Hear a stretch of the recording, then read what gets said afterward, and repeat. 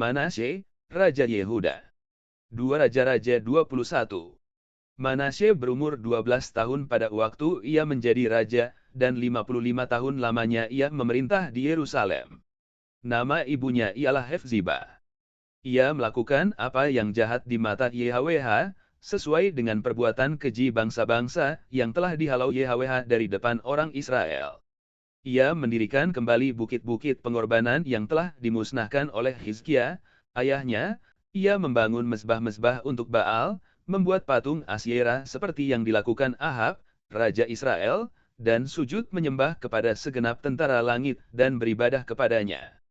Ia mendirikan mezbah-mezbah di rumah YHWH, walaupun sehubungan dengan rumah itu YHWH telah berfirman, di Yerusalem aku akan menaruh namaku. Dan ia mendirikan juga mezbah-mezbah bagi segenap tentara langit di kedua pelataran rumah YHWH. Bahkan, ia mempersembahkan anaknya sebagai korban dalam api, melakukan ramal dan telaah, dan menghubungi para pemanggil arwah dan para pemanggil roh peramal. Ia melakukan banyak yang jahat di mata YHWH, sehingga ia menimbulkan sakit hatinya. Ia menaruh juga patung Asyera yang telah dibuatnya dalam rumah, walaupun sehubungan dengan rumah itu YHWH telah berfirman kepada Daud dan kepada Salomo, anaknya, dalam rumah ini dan di Yerusalem, yang telah kupilih dari antara segala suku Israel, aku akan menaruh namaku untuk selama-lamanya. Aku tidak akan membiarkan bangsa Israel lagi dibawa keluar dari tanah yang telah kuberikan kepada nenek moyang mereka, asal saja mereka tetap berbuat tepat seperti yang telah kuperintahkan kepada mereka, dan tepat menurut hukum yang telah diperintahkan kepada mereka oleh hambaku Musa. Tetapi mereka tidak mau mendengarkan, dan Manasye menyesatkan mereka, sehingga mereka melakukan yang jahat lebih daripada bangsa-bangsa yang telah dipunahkan YHWH dari hadapan orang Israel.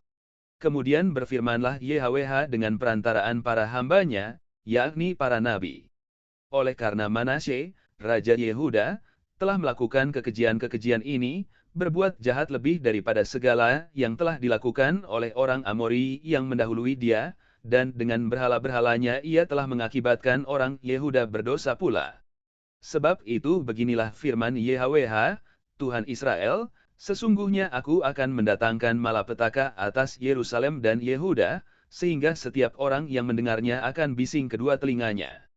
Dan aku akan merentangkan atas Yerusalem tali pengukur sama seperti atas Samaria, dan tali unting-unting sama seperti atas keluarga Ahab, dan aku akan menghapuskan Yerusalem seperti orang menghapus pinggan, yakni habis dihapus, dibalikkan pula menungging. Aku akan membuangkan sisa milik pusakaku dan akan menyerahkan mereka ke dalam tangan musuh-musuh mereka, sehingga mereka menjadi jarahan dan menjadi rampasan bagi semua musuh mereka.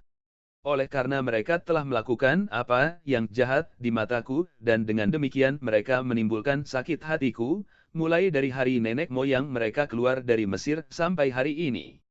Lagi pula Manasye mencurahkan darah orang yang tidak bersalah sedemikian banyak, hingga dipenuhinya Yerusalem dari ujung ke ujung, belum termasuk dosa-dosanya yang mengakibatkan orang Yehuda berdosa pula dengan berbuat apa yang jahat di mata YHWH. Selebihnya dari riwayat Manasye, segala yang dilakukannya dan dosa-dosa yang diperbuatnya, bukankah semuanya itu tertulis dalam kitab sejarah Raja-Raja Yehuda? Kemudian Manasye mendapat perhentian bersama-sama dengan nenek moyangnya, dan ia dikuburkan di taman istananya, di Taman Uza. Maka Amon, anaknya, menjadi raja menggantikan dia.